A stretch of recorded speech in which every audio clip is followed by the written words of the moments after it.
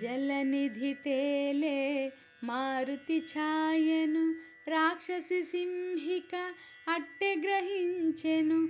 గుహను బోలు తన నోటిని తెరచెను. కపివరుని గుంజి మృంగజూచెను. అంతట మారుతి సూక్ష్మ రూపమున సింహిక ముఖమును చొచ్చి చీల్చెను.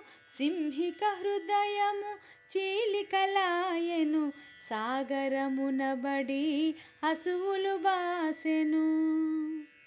వారధి దాటెను వాయుకుమారుడు. లంక చేరెను కార్యసూరుడు. నలువంకలను కలయజూచుచు నిజ రూపమున మెల్లగా సాగుచు.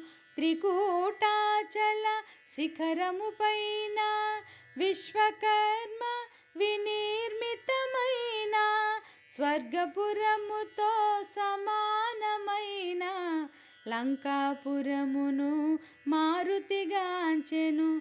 శ్రీ హనుమాను గురుదేవులు నాయద పలికిన సీతారామ కథ నే పలికెద సీతారామ కథ.